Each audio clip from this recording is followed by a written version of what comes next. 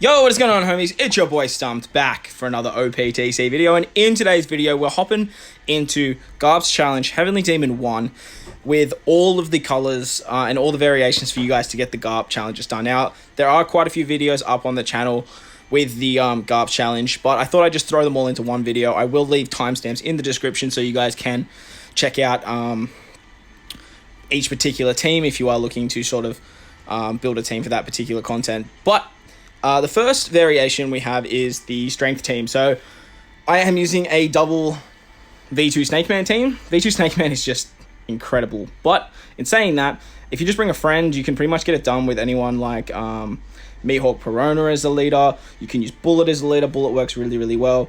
You can use what's his name? The Super Type Sabo as well. He works incredibly well also. So I'm using double Snake Man just because the two Snake Bands having both super types is absolutely incredible. It makes this particular content heaps easier. So other units on the team here, we have Uso-Hachi to remove the defense up, as you guys just saw on that particular stage there.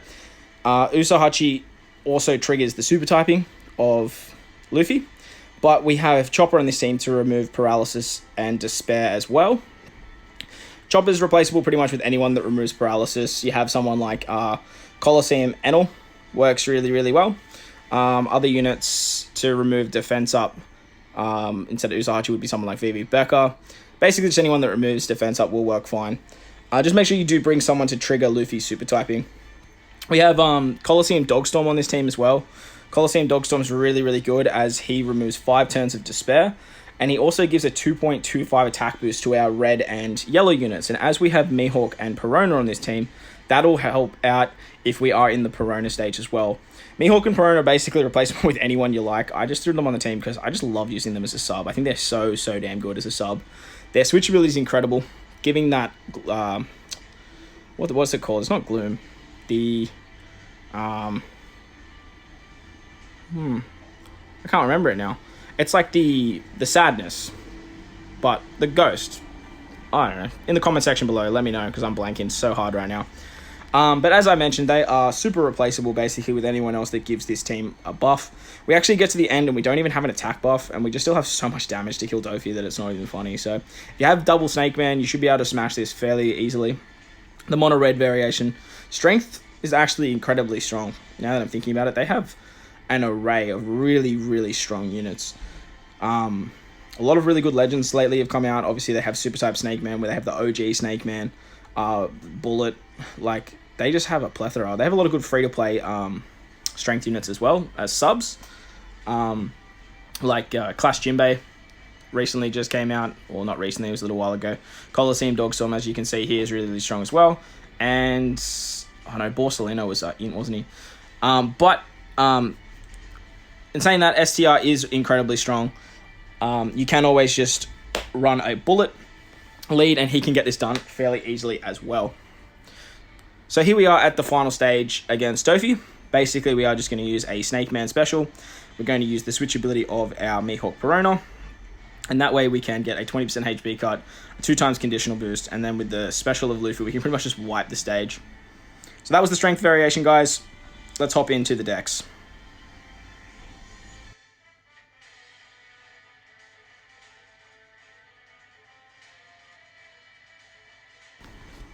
So onto the Dex variation now. I am using a double Kid-led team. I have thrown Kaido on this team, basically just to show you guys that Kaido works just as well as Kid. You can, if you don't have Kid, you can run a friend Kid with your own legend Kaido, or you can just run double Kaido. Double Kaido does it incredibly easy. We actually just use his special and just bypass the whole paralysis situation. That way we just didn't have to bring anyone to remove it. Other units on this team, we have the Treasure Map Luffy, and we have Colosseum Kin. Now, I wanted to try and bring as many free-to-play units as possible. I have beaten all these free-to-play on the channel if you want to check out those videos as well. But I thought just team building for you guys would be a little bit easier that way. The last unit on this team is X-Drake. X-Drake's just an incredible orb booster. He works so well with Kid as he locks orbs. And I actually goofed this run and just still managed to do it with a little bit of RNG. Once we get to Rebecca, we are just going to rely on Kaido's end of turn damage, and he will just take out Rebecca for us. Kaido's end of turn damage will pretty much wave clear pretty much everything except for, I think, Bardo. Bardo's like the only unit that he can't sort of wave clear in one turn, so you do need to make sure that you have a way to remove the Despair on the Bardo stage, and then do just a little bit of damage so Kaido can do the rest. Needless to say, though, Dex is probably the easiest out of all of the colors, especially if you are using Kaido as a friend captain or your own captain or even as a sub. He just makes it incredibly easy as long as you just bring units to get around the Despair, which the Treasure Map Luffy and the King both do. You can use some pretty strong supports for some of these units as well. Obviously, for Luffy, you can use the V1 Rayleigh 6+. He's going to remove Despair for 2 turns. Then you could use someone like the Conjurer support on like Kinemon or whatnot. There's a whole bunch of other supports that are really, really strong. You could bring any of the Straw Hats that are Dex and use someone like Valentine's Nami. She'll remove Despair as well. Just with the updates of the supports, there's just so many good supports out there now that just help you beat this type of content a lot smoother if you don't have the units that can remove the actual Despair themselves.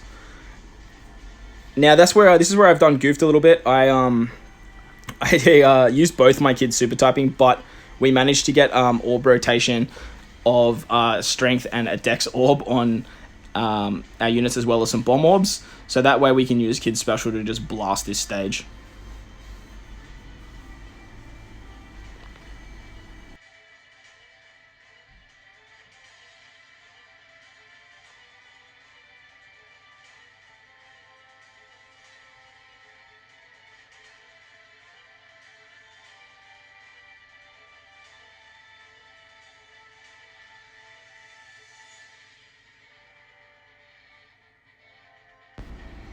On to the next variation. Now we have the quick variation, and you know I'm always going to bring my boy Shanks Crew. Shanks Crew as a friend captain just makes Garp's challenge ridiculously easy. His special and captain ability, as there is no normal attacks only debuff, is just incredibly strong. Now you can use someone like Komurasaki or Nami as your leader and then bring a friend Shanks Crew if you don't have him. Otherwise, like Marco would even work. Just any really good quick base boosting captain will work very, very well. Notable units on this team, we have Quick Bid to remove the Despair, as well as Sengoku to remove Despair as well. Sengoku's incredibly good on a mono quick team, as you're going to get a 2x orb boost when you use his special as well. Here is attack down, which we don't really need for this particular piece of content, but getting that extra orb boost just helps out so much to do extra damage on that particular stage against the vacuum killing lady. To remove the paralysis, we have the Bardo support on our Robbie. Now, that's not really overly necessary, but it definitely helps out quite a lot, as we don't have to stall out for Robin's special twice. We have the Sea Monster as well. Sea Monster actually works so well with Shanks, like ridiculously well with Shanks, as you get a 1.75 times orb boost, removing defense up as well, and then a carryover effect of another orb boost for the what are they called? The Psy and Quick units. Now, Shanks Crew being Psy and Quick, you can basically not have to worry about what color you are, and just use the switch abilities to give yourself guaranteed orbs. That way, for 2 turns, you've basically got orb boost carrying through, and you can guarantee yourself orbs. So on this run, I also do goofed, and I actually don't kill Bellamy. We take quite a bit of damage, which gets a bit shaky, but there's never any doubt that the Shanks Crew is ever going to like fail at beating this type of content. His switch ability giving us an attack boost every single turn just gives us so much damage output, and honestly, you can use Shanks Crew's special way earlier, just to make this wave clearing effect so much quicker, provided you have the Bardo support on Orobi. We have Deadbeard as well to remove Despair. We are going to use him on this Bardo stage. I just chucked Deadbeard on this team because I just don't use him as much as I would like. He's just such a good unit, but there's just other units that sort of do what he does. So I thought, you know what, let's just bring him to just remove the Despair. But he also gives us a damage reduction and a chain boost, which is actually really handy for this Bardo stage, as we don't have the damage to kill Bardo. So that damage reduction actually comes in quite clutch, so that way we don't take too much damage from Bardo at all. We are going to use the Shanks Crew special here, as I realized that we are super close to the end, and we only need one Shanks Crew special at the end to finish off this particular piece of content. Once we get to treble, we are going to use Orobi's special. That way we can remove the paralysis. And then once we move into the final stage against Doffy, we can just use the switch ability of Shanks Crew and the Shanks Crew special to basically just blast our way through the final piece of content. The enemies in the back left-hand corner, the Cannoneer, has a lot of defense though. So honestly, I would recommend probably putting quite a few hits into him if you have the 1-turn cooldown, as he can hit you ridiculously hard. Doffy's always on a 3-turn cooldown, so you don't have to worry about him too much doing attacking you guys, as the Shanks Crew special just does so much goddamn damage that we can just blast our way through this stage. So that was the quick variation, guys. Let's hop into the Psy variation now.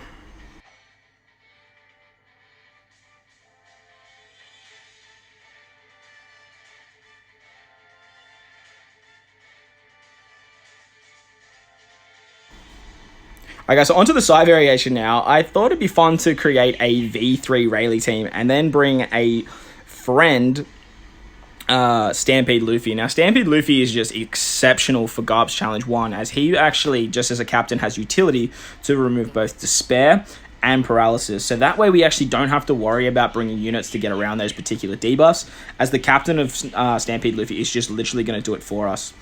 I don't use V3 Rayleigh as much as I would like, so I definitely wanted to throw him as on the team somewhere or as captain. And then just using stuff like Shanks Crew and Mihawk Perona is just mad power creep to just blast our way through and stall out where we need to. The switchability of Mihawk Perona is honestly so underrated. That 1,500 heal, as well as the sadness, we're going to call it, I guess, effect, just really nullifies so much damage, as well as allowing you guys to put out so much more damage output. Other units on this particular team we have is Karina and the Borsalina that came out with Wako.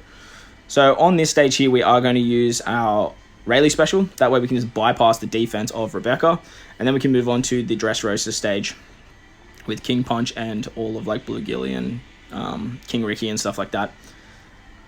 Using the switchability of Shanks Crew as well is incredible, as you're just constantly giving yourself a 1.5 times attack boost. Just makes blasting through these particular mob stages incredibly easy. We have Karina on this team as well, purely just for damage reduction. She's just going to help us stall out a little bit so we can get our specials back, as we do want to basically just spam specials for a maximum amount of damage output, as we don't have to worry about the utilities. We just want to make sure that we're using, we've got enough damage to be clearing all of these stages, but she's honestly not even really necessary on this team. I just brought her for safety, as this is just like my first run throwing a team together for V3 Rayleigh. Finally, we have Borsalino on the team as well. He's just a nice little 3 times chain lock, and he also gives cooldowns for the entire team as well, being full Psy. So we can definitely utilize his special whenever we need to with cooldowns. The chain looks nice, but like Shanks Crew just does it better. So we literally just put him on the team for cooldowns just to make things a little bit quicker for us. Now, I do stall out just way too much on this hack stage. You guys do not need to stall this much, as Shanks Crew's already down to a 4-turn cooldown, and then we can use the Borsalino to get even more cooldown as well. Stampede Luffy, not only just being an incredibly utility captain, his special is actually incredibly strong. Now, I do goofed up there and I used the Shanks Crew special switch ability first, but he being just such like a tank or like a monstrous attack boost for himself, just allows so much damage output that we can rely on him to just take out Bardo as well.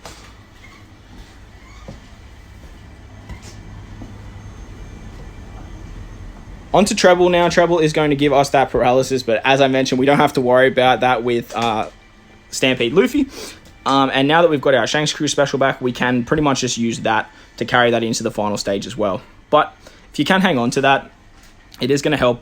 It is going to help out quite a bit at the end with that extra HP cut. But on this particular Treble stage, I actually used the Borsalino special for the chain lock, but you could use Shanks Crew here as well. I do have the limited rare recruit Akainu on Borsalino to lower defense. I don't think that's overly necessary, to be honest, as you do have the switchability of Mihawk Prona to weaken them as well. You basically just want to make sure you kill treble on that first turn, so you don't take too much damage from the mob units. We had Karina's special too, we could have used that as well just to tank shots, but now that we're on to Doffy, we are going to use our Shanks Crew special, our Mihawk Prona special for a bunch of HP cuts, as well as a conditional boost. And then we can use Karina just for like damage reduction. Again, not overly necessary, just never really get to use Karina. She's such a good unit, like a really, really good unit. And then once we sort of just wipe our way through as many of these mob units as possible, we can use the V3 Rayleigh special to just finish off Doffy.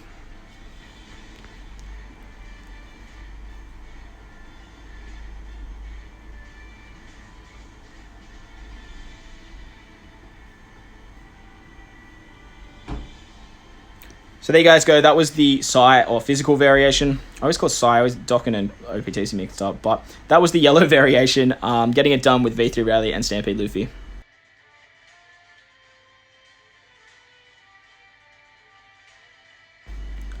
Finally, we have the Int variation. Now, I wanted to try something a little bit different here and bring some older units. So, of course, I'm always going to bring my boy Shanks. So we're bringing a V2 Shanks-led team with a friend, V3 Katakuri, the super typing. And then I threw on a whole bunch of free-to-play units.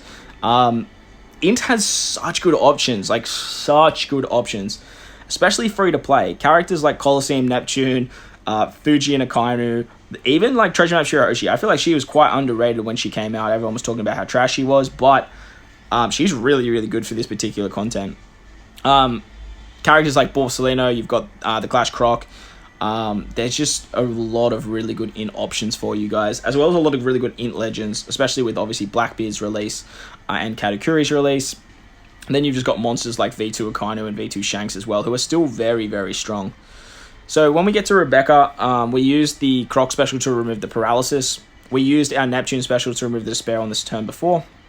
And then we can just like plot our way through killing Rebecca.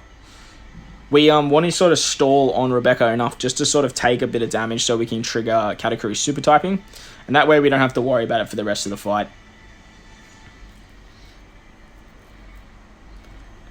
Fuji and Akainu is amazing for like these types of content, as well as the switch ability just gives you a 1.5 times orb boost for your strength and in characters, and Dex I'm pretty sure as well, but super random. But just constantly switching with them every turn and just having matching orbs is incredibly strong. Like, it's actually stupidly strong. Katakuri as our captain as well gives us damage reduction as well as a conditional boost. But once we get to this Dressrosa stage, this is where we use Shirahoshi's special to give us 6 turns of 50% damage reduction as well as 6 turns of healing at the end of turn. She basically runs off, depending on how many units you're versing, is dependent on how many turns you get of her buffs. So because there's 6 enemies, we basically just get 6 turns of damage reduction as well as 6 turns of healing, which is just insane. It means that we can stall on this stage for quite a long time. We get all of our health back, and then once we get low again, Katakuri basically gets damage reduction, and then the cycle continues. We're using the Magellan ship as well for extra damage reduction, so we're basically untouchable at this point, to the point where we can get our specials back, and then use them again for the final end piece of part of the content. Constantly switching with Fuji and Akainu as well. It's going to constantly give us that orb boost, which just helps us get utilize extra damage output.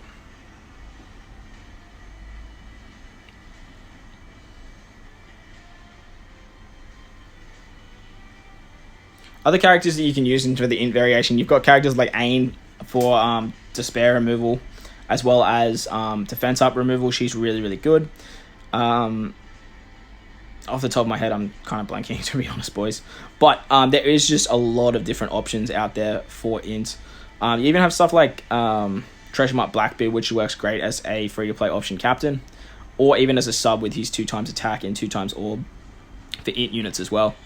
Once we get to Bardo, we are going to use our Neptune special again to remove the despair. And then we get an orb boost for our cerebral units and powerhouse units. But if you want to use the switch ability of Akainu and Fuji, you can use that instead. Just dependent on what orbs you have on what particular units, as there's not too many powerhouse and cerebral units on this team. When we get to the treble stage, we can use our Sakazuki and Fuji special. They are basically just going to like wipe the mob units in the back, and then we can just basically blitz out treble as we don't really need to stall any longer for our specials. Once we get to the end, we can activate our Katakuri's super typing, and then we can use our Shankscrew special to just basically wipe the mobs. And then because the delay is still active, we can use the conditional boost of Katakuri and he get his attack boost as well on the following turn. We can use Magella to lock our orbs as well, and that way we can just guarantee ourselves matching orbs when we use the switchability of Fuji and Akainu. I do goofed and I actually used their special, which rotates my orbs, so that kind of cocked me. So, well, didn't cock me, but almost cocked me. So I wouldn't recommend doing that. I would just recommend using the switchability of them and then just letting the damage output go from there. But there you guys go. That was my Heavenly Demon 1 all color variation video for you guys. I hope you guys enjoyed this one. If you did, make sure to hit the like button. And if you want to stay up to date with more OPTC content I post, hit the big red subscribe button too. But guys, most importantly, enjoy the rest of your day. I thank you all for watching, and I'll catch you all in the next one. Lights!